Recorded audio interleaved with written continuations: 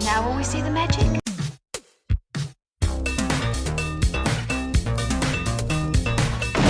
All right, where's Murray?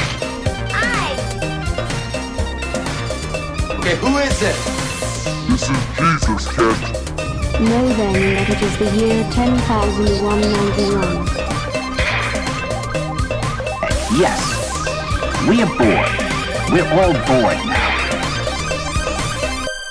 Hi, good night. Good night. Hello and welcome to Mary vs. the Movies with your host Mary Jones. And Dennis Ling. And I am so glad we're watching something stupid this week. What? Look, we've had a long, hard time lately of it, right? Yeah. I mean, okay, to be fair, there were weeks we took off because we were working a lot of overtime and stuff, and we just couldn't make an episode. But, I mean, look, last week we watched Eraserhead. I know, wasn't it great? Yes. Yeah. It was also draining. All right. And before that, we watched The Boys from Brazil. Yeah. Great movie. Mm-hmm. About Nazis. A little too relevant. I picked it. I picked it. You picked did. it. Look, that's my fault. It's on me. But I think we need a little bit of a lighter fare right now, right? So, Fighting Russians on the moon? yeah, that's about as late as it gets, dude. It's a Actually, I guess it's Spectre. It's not really Russians. Oh, whatever. Yeah, yeah. Look, so yes, we're watching James. Sorry, spoiler. I didn't say that. I don't know who we're fighting on the moon. Well, who? Dennis, come Could on. be the Moon Men. Look, I've seen other James Bond movies. I know his big villain is Spectre. I don't know which Spectre guy I'm encountering here. I've seen a few James Bond. Look, we're watching Moonraker, right? Yep. That's the important thing. We're watching Moonraker, and it's, Roger Moore period. It is 1979, so, right in our wheelhouse. It's got Jaws, Richard Kiel, with, like, the, goofy teeth. And, they fight Russians, Spectre, to be honest, whoever, on the moon. I don't, whatever. It's a dumb movie. I kind of like us going into, like, James Bond movies, because I did not grow up with them. Yeah. I know people who did and who like have all this stuff in their head, and I really don't. I think the first James Bond movie I saw was the parody of Casino Royale back in the 60s with David Niven and Woody Allen, and that's cancelable, but whatever. Now, had you seen Austin Powers by then? Or? Oh God, yeah. Yeah. Yeah. So Austin Powers. But that's the thing. James Bond is such a part of not just British culture, but American culture. That, like, I know James Bond. That's like second nature. It's like saying you know who Billy the Kid or Robin Hood is. Like, whatever. I know. This is pop culture. So it's like, oh, I know who Snoopy is. I know who James Bond is. So I don't know how good this movie is, and I don't know how other people view this movie. For me, this is like the quintessential Roger Moore Bond. Interesting. But this may just be because this is the first one I saw. Oh. And it was like aimed at me. I mean, I'm a Star Wars fan. It's obviously one of the tons of Star Wars. Just like all these rock stars try to cash in on disco. Right. Around the same time. Like every movie franchise was trying to cash in on space. So is this your oh God, what is that Grateful Dead song that's a disco song? Fire on the Mountain is one. Oh, I guess there's a whole album, isn't there? Now that I say that it's Terrapin Station. Terrapin Station is what I'm thinking of. Yeah. So this is the Terrapin Station of Bond movies. It is. Yeah. All right. I am so excited now. Oh, that's even better. The emotional rescue of Bond movies. Yeah. Oh, I kind of like Emotional Rescue, but it is. Yeah, it's good. Yeah, exactly. I'm not against the whole discoification of no, bands. in fact, I'll be honest. I was Made for Lovin' You is one of Kiss's better songs, and Kiss is not good. No, but that's not a bad song. I mean, in the context of like where I listened to it more than once, which is the movie The Fall Guy. Yeah. Okay. So this is the big cash in for a franchise that never had integrity to begin with. No. So yeah, this is James Bond. He's on the moon.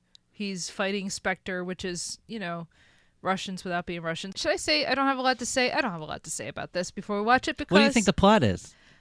He fights guys on the moon. Do you think there's a love interest?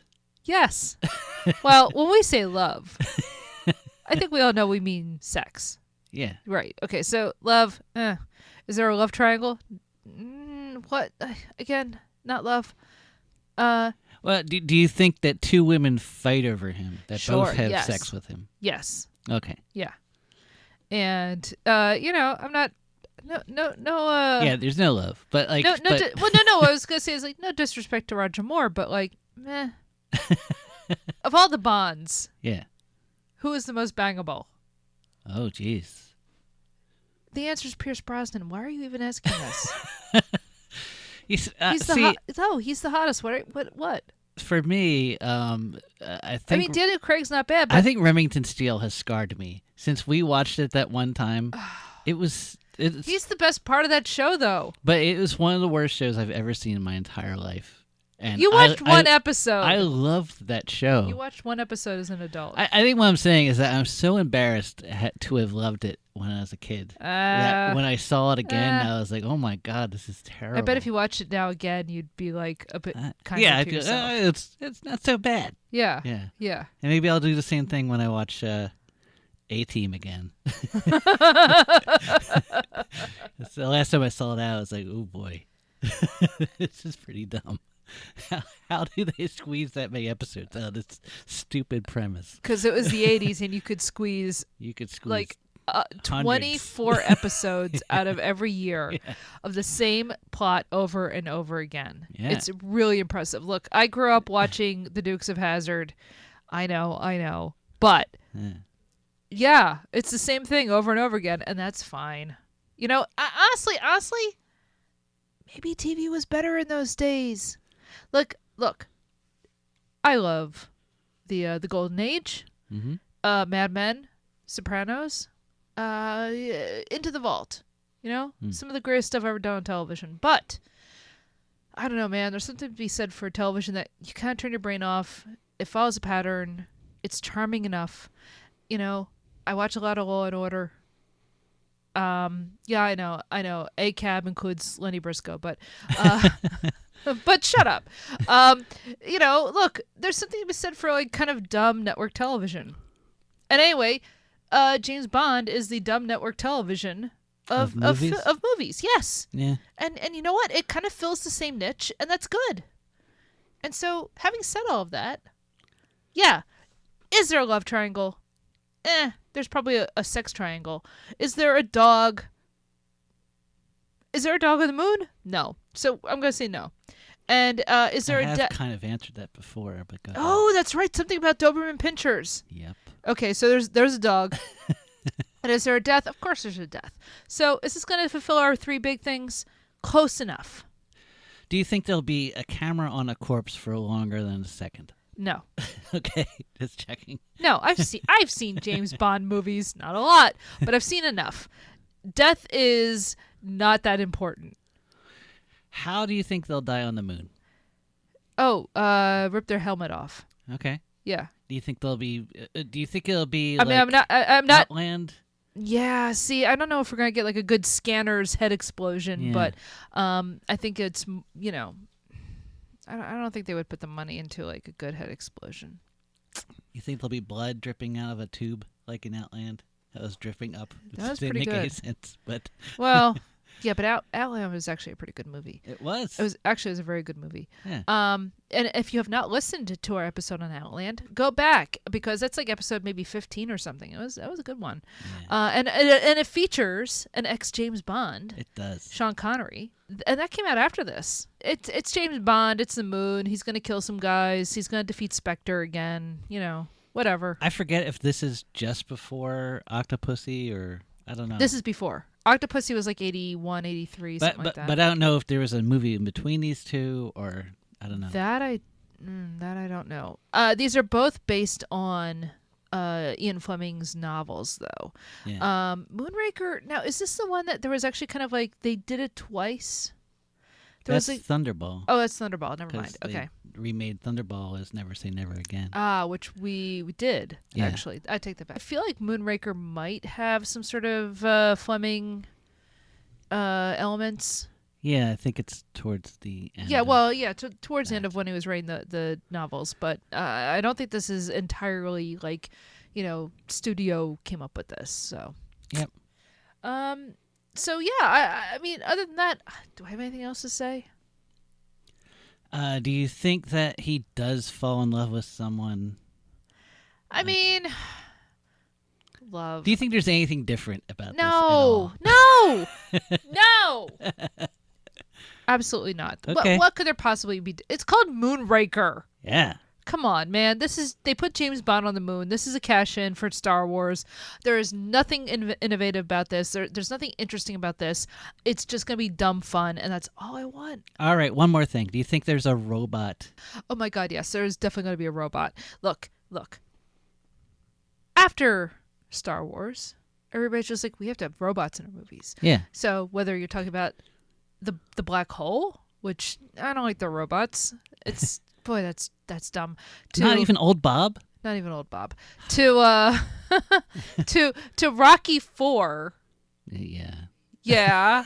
where basically Paulie basically marries a robot. What's going on there? Robots. That's about as good as he could get, though. Come on. Well, that's fair. Yeah, robots. Everybody's putting robots into stuff. None of those robots are actually robots, obviously, but yeah, everything's about robots. And is there going to be a robot in this? Sure. Why not?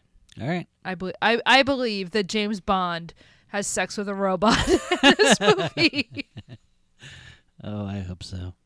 Just like the moonraker knows his dream will come true someday. I know that you are only a kiss away. I've seen your smile in 1,000 dreams. Okay, so here's the thing. I picked this movie because I thought, well, look, I didn't grow up with James Bond, and it would be fun to cover a bunch of James Bond movies, especially like in that time period from like the late 70s into the early 90s, right? Yeah. Well, we did a couple already. We did Never Say Never Again and Octopussy. And so I thought, yeah, let's just do Moonraker. Came out the year I was born, and all I knew about it was, it was kind of in response to Star Wars being popular. I said, all right, fine. Yeah. And, despite Octopussy not being a good film, right. I kind of like Roger Moore. Yeah. Like, he's very cheeky. Uh-huh. And I enjoy his performance, even if, like, the movies aren't necessarily good, right? Yeah. So I was not prepared for what the plot of this is at all. Because this movie revolves around a foreign European, I guess, a foreigner who is a billionaire rocket company owner, right? What else would you call him? Like a space company. He probably bought that company. He probably even invented. Oh, he's not an engineer or anything. Like, I don't know where he got. What he's doing. No, obviously not. So he has his own space rocket company and spaceships and stuff that he's contracting with both, I guess, the United States government and the British government. He's a believer in eugenics. And he's up in space with his own space station, and he's selected a bunch of people to be like his own master race. Yeah. And he's going to kill everybody else on Earth so that they can repopulate with his master race. And God damn it, Elon! I went into this just to watch like a dumb James Bond movie. I was not looking for anything like interesting or special or like nothing relevant. I didn't want anything relevant and oh, God damn and the thing is, we were saying, like, oh, it's basically, the English and the U.S. versus Russians. And no, this was Hitler. This was straight up Hitler stuff. Yes.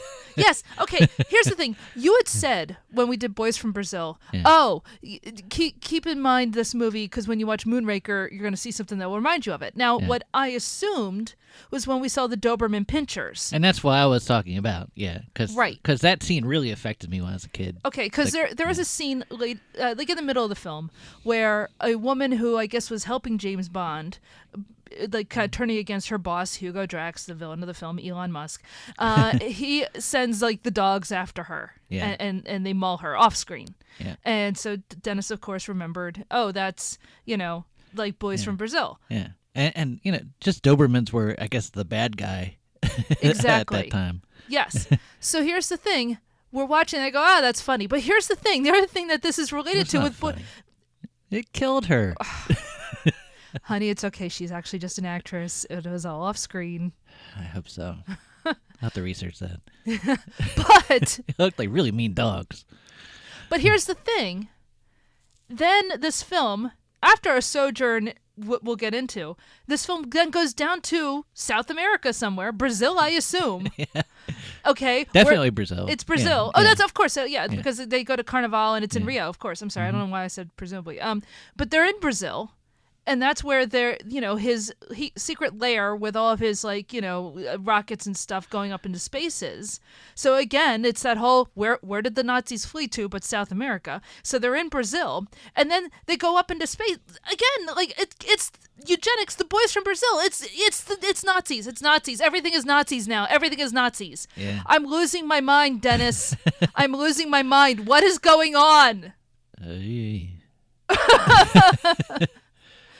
So anyway, the movie's fun. Yeah. I didn't realize this is our third movie in the 70s. Like, we've just... Well, that's Yeah. I don't know why. It just worked out that way. I don't think either of us were thinking of it. Dennis, I've put no thought into what we've been watching lately. I really haven't. I picked The Boys from Brazil because I saw somebody posting about it on Blue Sky. Yeah. I picked this because it's been sitting on our list for 2 years, 3 years. Yeah. I have no reason to pick this other than, oh, hey, yeah, Moonraker. That sounds like a fun time. It's James Bond goes to the moon, which, by the way, he does not go to the moon in this. Yeah. He never gets to the moon. That's fine. He goes into a space station though. But that's literally all I just picked it for that reason. I was like, "Oh yeah, Roger Moore, he's kind of cheeky and fun. I'll watch that. That'll turn my brain off." Guess what, folks? My brain's never been turned off. This thing is going at 100 miles an hour. Sorry. It is I'm not happy. I can't sleep. So this is a typical James Bond film, having said all of that. I mean, it is straight up. In fact, you were reading a Roger Ebert review of it, right? Written, not this wasn't RogerEbert.com, but this was actually written by Roger Ebert. Right. Okay. From then. From 1979. Yeah. And he pointed out, this is just the same beats as every James Bond film, right? Identifies every beat. Right. And it's all true. What are the beats that you can remember? Starts off with him immediately escaping death. And then immediately, bedding some woman. And then another woman who is usually an enemy agent that he woos over. Or, an American agent in this case. So he identifies all that and, the bad guy telling him his whole plot and all that stuff. Just, every beat and how it ends.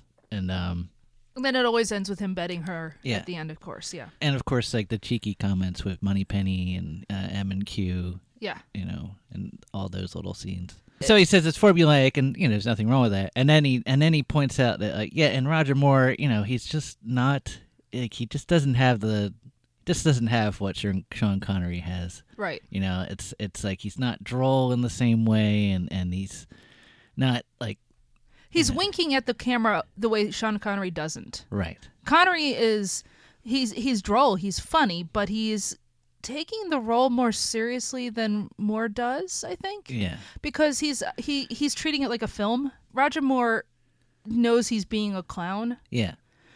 and Connery, I think, is still trying to treat it as a role. But also, I feel like it's a difference between the 60s and 70s. Oh, I think so. Yeah, absolutely.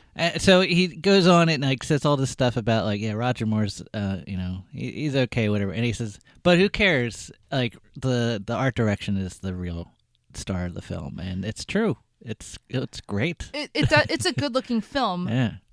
But it's kind of an odd looking film insofar as It's old fashioned. It's so old fashioned. It has way more. It's closer to The Black Hole than to even 2001. Yeah, so I like this film for a couple of reasons. One, it's formulaic, but it's a really well done version of the Bond formula of the 70s, right? The art direction, it's interesting. You brought up The Black Hole, and it's a Disney film from 79, same year, and it was their response to Star Wars being a huge hit.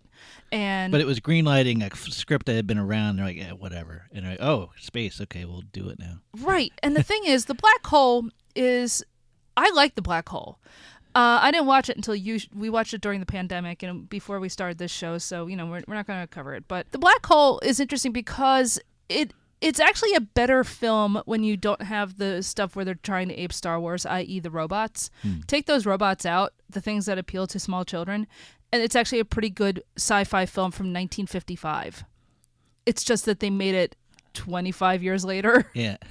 Right? So it looks like a film from the 50s, though, The Black Hole. And that's the thing with this. This looks like a film from like 1962. Yeah. There's something not just about the film quality, although there's something about the film stock that they're using that just looks older than it has to look. But the art direction, it's all a lot. There's a lot of brutalist architecture in here. I mean, it looks good. It looks great. Don't get me wrong. I think it actually works for the film, but it looks very old fashioned, and the pacing is old fashioned. The editing is old fashioned. All of the rhythms, everything about it. It may as well have been made in the early 60s. Just the way things look, the way things sound, everything about it is old-fashioned. And I find that really interesting because now then you go and you watch Star Wars, right? The film that everybody's reacting to. Yeah. Star Wars, it is 70s, it's very 70s, but it feels much more modern because of all of the stuff it's stealing from like Kurosawa. Mm-hmm. Right? All of the pacing and the camera shots and everything that it's borrowing makes it feel more up to date than this. And I know, look, if you watch Star Wars, it is dated. Absolutely. It feels like that is a lot of feathered hair, right? But this doesn't even have feathered hair. Yeah. Even with like the weirdos who are going up into space to repopulate the Earth, they still like they're 70s, but there's still like something weirdly 60s about them, right? Yeah. And it really gives you an appreciation for just how new both Star Wars and how unusual 2001 is. But also, I think with James Bond, it's kind of its own thing. Yeah. And I feel like it always pushes on the formula, and it always tries to go back to Goldfinger. It's like, Goldfinger, we had it figured out. Goldfinger is perfect. Yeah, and then when they try to get too far away from it, like, well, let's do something more Goldfinger-ish next time. That's the other thing that got me is watching this. Goldfinger, it's basically just like, okay, what if Hitchcock was making a spy film, right? Well, Hitchcock made lots of spy films, but basically they're trying to do North by Northwest with Goldfinger, right? And that's why there's a difference between, this film and Goldfinger, in that Goldfinger is still rooted in North by Northwest. Yeah. Right? It's like a travelogue. Yeah. Hitchcock loves monuments. Yeah. He loves a sense of place and stuff. Exactly, but that feels so much closer to what Hitchcock was doing than this does, right? Mm-hmm. And so I don't know, there's just something so interesting in the way that this is dated and the way that this is more outlandish. And I know that this originally came from like a Fleming story, and it apparently has nothing to do with the original story. They just kind of like, took a few details, and made this instead. And yet I wonder, like, was there, like, the evil Nazi eugenicist going into space in the original story? Because that, I feel like, could have come from, like, Fleming's story. We did The Boys from Brazil. They were a sci-fi cult. They were a weird bunch of dumb nerds. And I do mean they were not smart people. But, you had all these, like, kind of, weird sci-fi cultists doing eugenics and space rockets and stuff in the Nazi society. Yeah. And so I'm sorry, I keep going back to that, but you can't. That's literally the villain of the movie. I can't get away from it. Yeah. But no, the art direction of this, I like the way this all looks, but and it's interesting, like, how some stuff feels like the 1960s and all the brutalist stuff, like I said, but the other thing that gets me is, it just kind of, I don't know, like, I like the way this looks, but it also helps hammer home why something like 2001 is so singular. What are the great space films? The ones that, like, kind of stand head and shoulders above something like this? Space Mutiny. All right, look. Space Mutiny. This is one of those James Bond films where they're globe-trotting. They're going all over the place. And the thing is, like, the sci-fi part is pretty much just one set piece at the end. 2/3 of it is still globe-trotting. And that's what we're here for, right? Yeah. So the movie, when it starts, there is a space shuttle, the Moonraker, being flown on a British jet over to, I guess, from the U.S. to Europe or something like that. I don't know. Somehow there's, like, the U.S. is involved, but I mean it's all vague. It's whatever. This is very much a time capsule thing, in that in the 70s we all knew what a space shuttle was, and it hadn't gone off yet. But we'd seen the Columbia on the back of a jet flying around. In fact, I had a Hot Wheels of the same thing. Right. and we're like, oh, what's that gonna do? So like, I guess the idea behind this movie is that they were gonna coincide it with the launching of Columbia. Really? And as we know with NASA, like things just get pushed back. Of course. And so like it didn't work out. Like I don't think they launched until 81, 82, I forget. See, I didn't realize that this was hey, the space shuttle is going to be a big thing, because the Moonraker shuttle looks like a space shuttle. It looks like the Columbia, it looks like Challenger, it looks like all of And them. what got me is they have the boosters, they have everything. Yeah. They show what we know that space shuttle is. The thing is, no one had ever seen that before. They didn't even know what it would look like when it took off. Wow. So they kind of guessed, and they guessed correctly, basically. That's crazy. I know. So- I'm actually very impressed with the effects of the space shuttles taking off. Like 5 of them take off, or 6 or whatever. The special effects in this are actually pretty good. Yeah. Both that stuff, because I didn't even think about that, that this was not like a thing everybody had seen already. Yeah. I grew up with Space Shuttle. It was, whatever. But also, like, all of the stuff once they're in space, the weightlessness, looks really good, actually. I actually think that kind of the weightless stuff looks pretty good in this. Even the heat shield, when it's like skipping on the atmosphere, that one scene. Yeah. Like, we know all about that. Yeah, we do. But it's kind of fascinating because, like, at the time, like, the space program was kind of going downhill. People weren't really interested anymore, and the idea of seeing this kind of plane-looking thing is like, oh, it's going to take off and land. We'll just have space shuttles at the airport or something. Right. I hadn't thought about that. And I had, like these sci-fi books that were saying, like, oh, yeah, we'll have space flight to get to Moscow or something, Well, and it's funny because later in the film, they use the Concorde Yeah, to go from, I guess, England to Rio. yeah. And It's Air France. Air France is the one who had the Concorde. I don't think anything was filmed in England for this one Really? because... Was it all in Hollywood? No, it was filmed in France, in Paris. Why? I think because of tax reasons. Oh, of course. Movies. It's like why everything gets filmed in Georgia now. Yeah, and apparently Roger Moore loved all the scenes filmed in France because they have like union laws where you're not allowed to work past 8 o'clock. Good. Yeah. Good. Right on. Absolutely. That's kind of like why people love working with Eastwood. It's because he keeps it to a sensible daily, schedule. Yeah. It's just like, hey, it's dinner time. Let's go home. Yeah. There's something to be said for that. A shuttle appears to have blown up, and the airplane that was carrying it blew up. But we know, actually, or at least by the end of the film, we know that the shuttle didn't actually blow up. It went off secretly to the space station. The airplane blows up because the shuttle detaches and then fires its rockets, which burns the plane. No idea if that would happen. I don't care if that would happen. I'm enjoying the film. So of course now James Bond and MI6 get involved in, hey, what happened here? Because you blew up this airplane and stuff. I don't remember what the mechanism is, but now he's outrunning Jaws.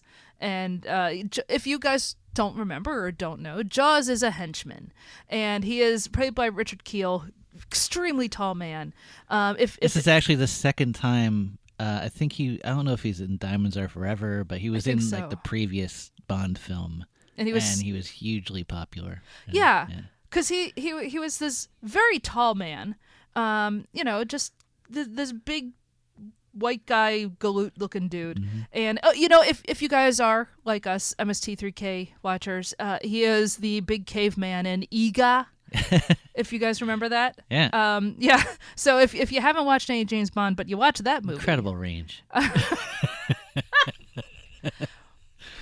So yeah, he's kind of the guy chasing James Bond through this whole thing, and there's something very Looney Tunes about all of this because there's so many things where he's chasing him, and you think he's plummeted to his death, and he's back in the next scene, right?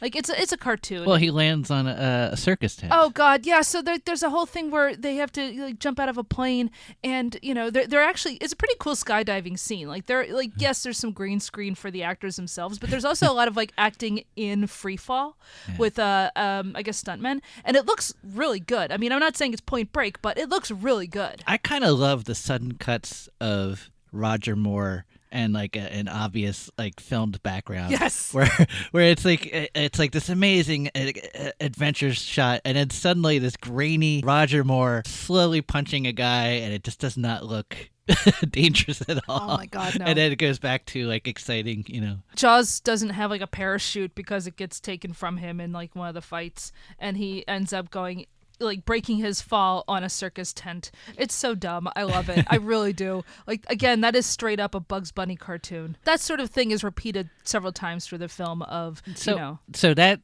leads to the opening scene of women's bodies flying around. In oh yeah, different the colors and typical James Bond opening. For some reason, that cost more than like the previous movie. Just the opening. That animation sequence? Yeah, that wasn't anything. It wasn't anything. The song wasn't anything. No, and it's just it was. I was like, what are you spending your money on here? Yeah, I can't believe that cost any money whatsoever. This was definitely the most expensive Bond film for a bunch of years. I will say some of it is definitely on screen. Yeah. Again, some of it looks really good. There's some fun space models and stuff, But anyway, so yeah, James Bond finds out, hey, we got this weird thing going on with this Hugo Drax guy. He seems pretty hinky. It's his space shuttle. This has as much whoddunit vibes as like a Columbo episode. I know, right?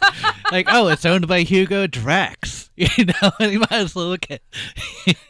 Exactly. They may as well have just had like an arrow and the words villain on the screen, Lay Master. I wonder who that is. The Master.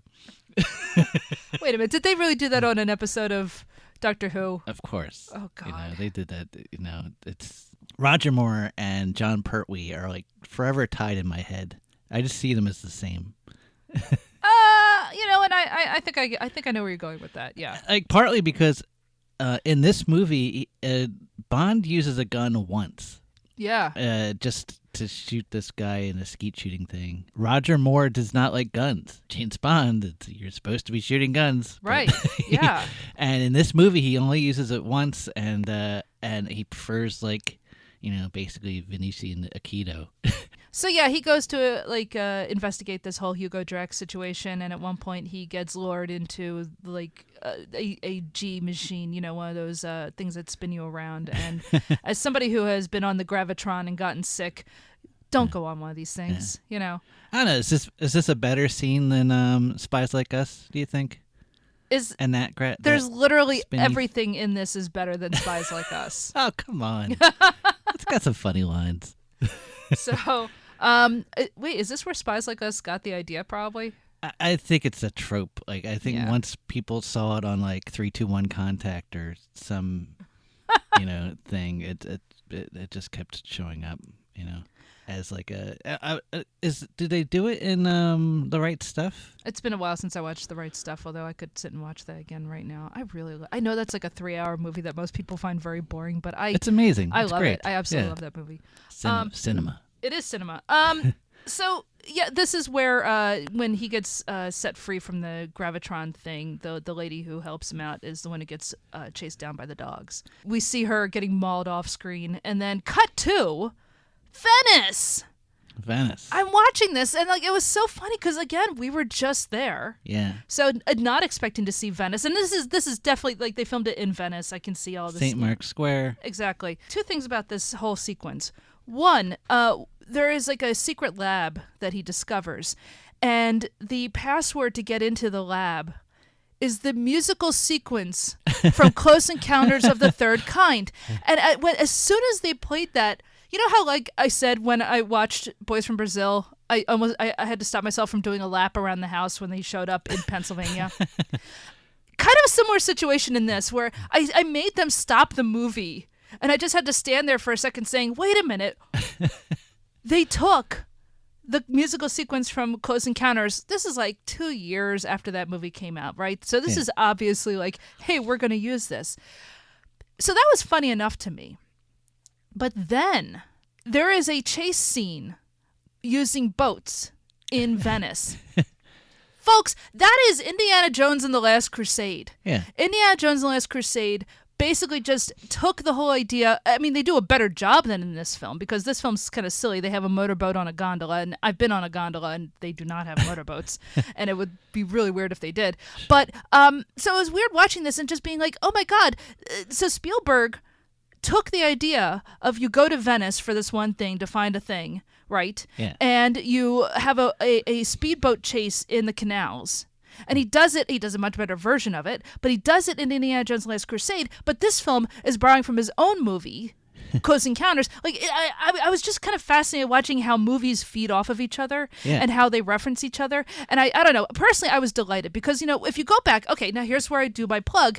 If you go and sign up for the Patreon and listen to our first episode of Hollywood Avalon, where we watch Indiana Jones and the Last Crusade, we have a whole 2-hour discussion about how Indiana Jones is the cinematic son of James Bond, right? Because that's Spielberg's chance to do James Bond type stories of globetrotting, foiling bad guys, figuring out like a mystery. Like that's his version of doing James Bond, and to the point where who is his dad in those films but James Bond himself, Sean Connery. So if you want to hear more about like the relationship between those two film franchises, please go sign up for the Patreon, patreon.com/MaryVSMovies. Also, another personal note for us is that in Venice, and they walk through a door, and then they're in Murano, which is a island just north of Venice. Yeah, that was a funny thing because they go to the glass factory in Murano, and it's like we were just sitting there where they're. And then they go into the showroom. We've been to that showroom. It's like every hallway looked familiar. It was so weird watching the whole Venice sequence because we were just there a couple months ago, and just being like, oh wait, I know what they're doing. I know what they're referencing here. I know where that is. I like the whole stuff in St. Mark's. We know how expensive all that glass is. Action film, and there's like things of glass. It's Chekhov's glass. Yeah, things had to be thrown through all that glass, and they make sure to hit every single shelf.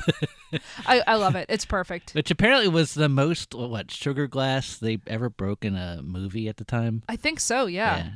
Like it is just shards everywhere, which is exactly what it should be. I mean, yes, as you say, it is exactly how this is supposed to play out. Like basically, movie sets are like Ghostbusters when they go into that one dining room, and they're like, "Oh, here's a bunch of stuff we can destroy." Exactly. It's like your inner kid just comes out, and you're like, "Yeah, let's destroy everything." Including a freaking clock. Including the clock tower in St. Mark's Piazza, which, again, we've been there, we've seen it. And in the film, they kind of throw a guy through the clock face, which, of course, has not actually happened, but, Yeah, thankfully. Uncool, man. Uncool, James. But they settled with the Italian government later, they said. Like in the film, like, oh, don't worry, we smoothed that over with them. I love it. Again, I love the entire Venice sequence in this film. So then from Venice, they go off to Rio because... Using the spy work of seeing a box that says Rio. Yeah, that's really all the investigative power that, it's just like, oh, I guess that's where we got to go now. So yeah, there's not a lot of intrigue in this movie. It's just moving from place to place. But that's okay. That's what you want. Yeah. So yeah, they go off to Rio. Again, he's being chased by Jaws. And he's on one of those cable cars that go from, like whatever place to, I guess it's supposed to be at the top of the mountain or something. And first of all, I'm against those things. They terrify me. And not because of this film. I just find the idea of being suspended over hundreds and hundreds of feet terrifying. Like, come on, man. Do not put me in one. I don't care. I don't care that these things run all the time. This is how you die, right? So, yeah, this film is just like, oh, here's one of your fears, Mary. Watch this. Next movie we'll have a guy fall off of a Ferris wheel. That won't happen because they're the safest thing you can be on. Nope. The safest thing I can be on is my bed. Thank you very much. In a Ferris wheel. This is where Jaws bites through the cable. For no reason. Because nothing happens. Right. It's not like it's not like one of the cars goes and plummets down. He just bites through it because it's a movie. And the thing is, but it's a striking scene because he's got these metal teeth. He has actual metal jaws and stuff. And I remember that. I was like, oh my God, I remember when he bites the cable and then what happens? And nothing. Nothing happens. He gets onto like another cable car and goes down and tries to beat him up. Right. Yeah. Because then they end up just in a chase on the ground using cars. Yeah. And also the most billboards I've ever seen in a film. Oh, we skipped the love story, the actual love story. Yeah, I guess we did. What? Because so the cable car crashes. Yeah. Jaws, of course, just, gets out of the wreckage because, how do you kill Jaws? Right. And then this girl in pigtails and glasses comes up, and She is an adult, by the way. Yeah. I don't know why she looks the way she does. She's definitely an adult, but yes, she does have the pigtails. yeah, she looks like she just stepped out of Switzerland, and the romantic music plays like playing like a Warner Brothers. The theme, I guess, from Romeo and Juliet. Yeah. Yeah, I mean, it was so like again, it's a cartoon, but and then. What happens? They have like the chase sequence, and it's just nothing but billboards. And apparently they got called out for this, for like there's a level of product placement that nobody had seen before in a film. And, like they're advertising 7-Up, Seiko watches, British Airways. Like I forget what all of the ads are, but I mean it's absurd. Like to me, it was funny. It felt like a kind of like a Wayne's World gag or something. Well, that's all I could think about was Wayne's World. Yeah. I mean, and yes, obviously Austin Powers then is, it's like, again, this is, movies eating itself, but with James Bond, they're just that shameless. Yeah. Like they don't care. Like we're just they paid us money, so here they are. But it's so, so many billboards. And then all of a sudden they're riding horses to the theme to the Magnificent Seven. That didn't work for me. No, I don't even That was like, what are you doing here? Well, exactly. It's like, okay, now this is one reference too many. You guys tone it down. Like, not that I'm against seeing like cowboys in South America because they have them, but come on, guys, what are we doing here? Yeah. This is one reference too many, It doesn't all work. Absolutely not. And he's dressed like Clint Eastwood, It's so weird. Like, But anyway, they get to Drax's compound in the jungle where, he's doing his, space stuff. And His pyramid in the jungle. That's true. Okay, first of all, it's a Mayan pyramid in the Amazon. That's not a thing. No.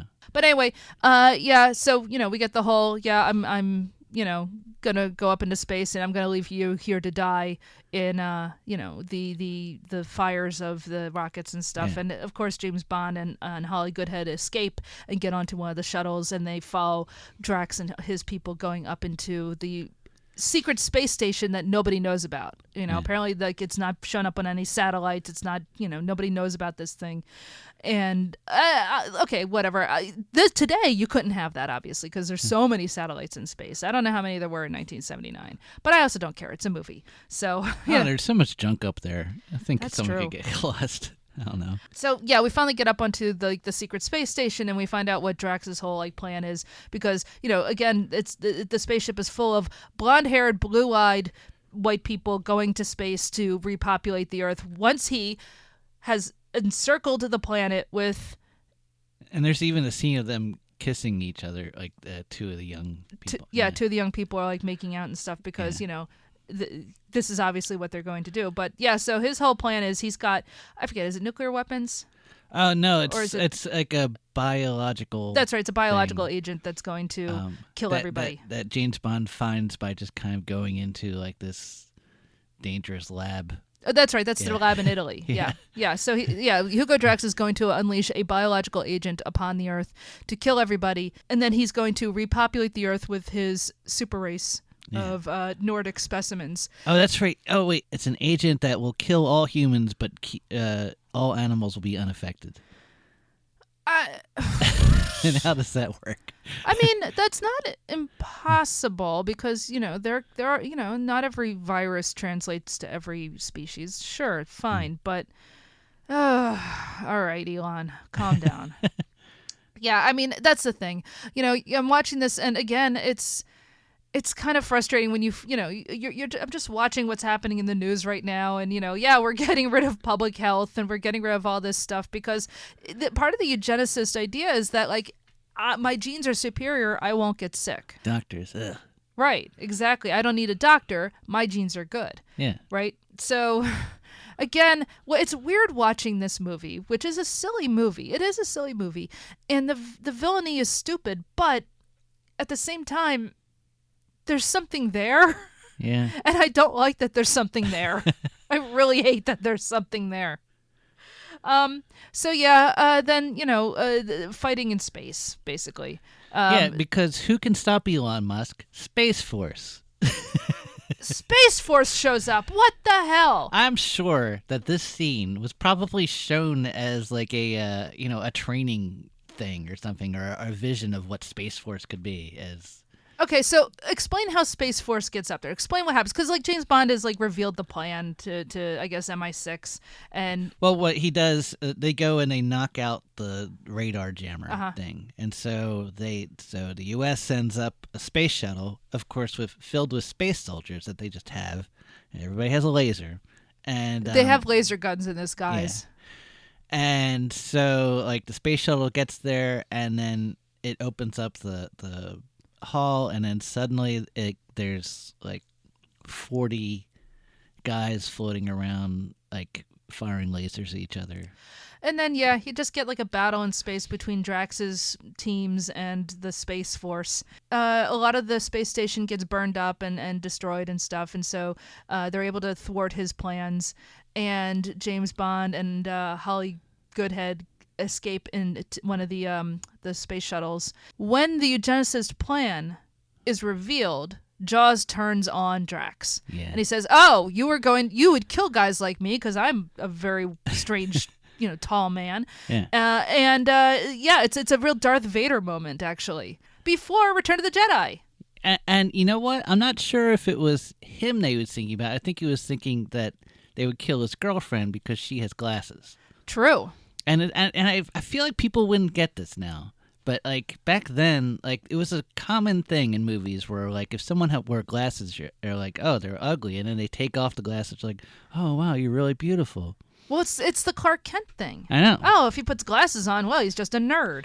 It's just weird to think about now because like I don't think that exists anymore. But you are kind of hinting at something of.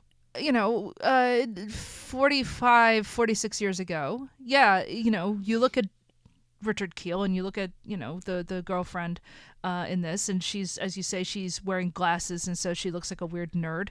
And you look at him and he, he obviously has some sort of, growth issue. And I think now, you look at people and like they don't register as unusual to me. Like, okay, yeah, he's very tall, but, it doesn't. Well, he does have metal teeth. Okay, if you take out the metal teeth, yeah, it doesn't register as, oh, there's something, like the thought today, or at least I think most people still, I think most of us are not eugenicists. Yeah. Right? And so you don't see a person with glasses and think, that person needs to be eliminated from the gene pool. Right? If you heard somebody say that, you would look at them and say, what is wrong with you? I hope. Yeah. I realize in the year 2025, I'm saying this and now I'm kind of like, I don't know what people would say, but I'm just saying, thinking about watching that movie in 1979 when he says that, like, oh, what do you think about this, Jaws, or something, and then Jaws looks at her and the camera lingers on her with her glasses and stuff, and I was like, I wonder if people would just immediately like, oh my god, the nerd girl, of course they'd kill her. I mean, maybe you're right. It never occurred to me. Yeah, I just was thinking about it afterwards, like, oh, like the way the camera lingered on her, maybe there was something that would be communicated that doesn't really register now. Yeah. Well, so Jaws, turns against Drax, and basically they're able to defeat, Yeah. They defeat the bad guys, and James Bond and Holly Goodhead escape. And oh, by the way, Drax is thrown out in airlock, as all bad guys should be. Absolutely, it always happens to bad guys. Airlock. I can think of a guy I want to throw out of an airlock right now. A couple. Yeah, well, it's true. You notice he hasn't gone up in one of his rockets? Yeah. Someday. So anyway, they escape, and now you're disagreeing with me, but as far as I remember, the space station starts to disintegrate and head back towards the Earth. Right. Jaws and his girlfriend are still on it. No. Yes, they are. No. What are they on? Their part breaks off. Yes. And flies away. Yeah. And James Bond says, "Oh, don't worry, they'll be fine." And then later, it's revealed by the British agents, like, "Oh yeah, we picked up this guy and a tall guy and a small girl." Well, I didn't say that he was going to die. I was going to say there is a joke that it's only 100 miles to Earth. Oh yeah. So I just assumed that like it did go into low Earth orbit. Like I assumed it did kind of like go into the atmosphere, and like we had like a gravity situation where like they plunged into the ocean. Yeah. Right. So, like, they didn't escape the space station. I assume the space station went into the ocean. Like, I know the space station breaks apart, Yeah. and they're on this globe part, Yeah. and maybe that part. That's what I'm Okay. saying. Yeah, Again, yeah, it's yeah. like All the right. movie Gravity. Yeah, Yeah. Okay. The point is, we both agree Jaws survives. right. Right. And his girlfriend survives. So. And it makes no sense. Oh, yeah, exactly. There's no reason for this to happen. There's- We're arguing over a point of the plot that it is completely irrelevant, does not matter. Like, they just don't seem to, like, I don't know. They don't seem to be thinking the whole space thing out. Of course they're not. It's a James Bond movie. No. Anyway, so yes, and when we finally leave Bond, he's in the middle of having sex with Holly, and that's when MI6 turns on the camera for everybody to see, so that everybody Including the Queen. including the Queen, so that they could have thanked him on camera, and of course they catch him in a compromised position, and that's the end of the film. Yeah. Because this is a movie for grown-ups. Yeah. I genuinely enjoyed the hell out of this. The thing is, like, I feel like it's not as much for grown-ups at this period. Well, it's only a PG film. And I feel like that the thing with Star Wars is that, like, suddenly studios were like, oh, geez, we have to make things for kids. And this movie very much feels like it's for kids, but with echoes of, like, the manly fantasies of the 60s. Yeah. You know, Yeah. the sports cars and the drinks and all that. Absolutely, yeah. But so ultimately, it's fun, right? Yeah, it's fun. I enjoyed the hell out of this. It's is it a good movie? Whatever. It's a movie that I find you could easily rewatch this dumb thing. There's a lot of parts of it that are dumb, like the hovercraft on St. Mark's in Venice. Like, that's dumb. And that's okay. It's okay that it's dumb. Yeah. You know? It's a very silly film, but it's a little weird to watch right now, all things considered. Yeah. So. The thing is, like, with hovercrafts, like, just vehicles were, like, this big thing in the 80s. Yeah. You know, like all of the 70s was, like, one giant car chase as far as some movie executives were concerned. Mm-hmm. And it seemed like the 80s, they were like, we're going to expand that to hovercrafts, we're going to expand that to helicopters, we're going to expand that to... This is how you get Airwolf, isn't it? Exactly. Airwolf. And then, of course, the platonic ideal, the perfect show for everyone is Riptide. Nobody watched Riptide. There are some people that watch Riptide. Dozens of you. So there are dozens of us.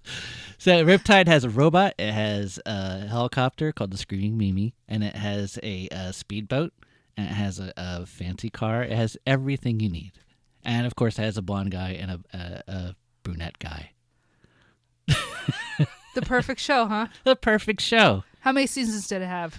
I don't know. One? It was too perfect to live. With that many elements, what do you need scripts for?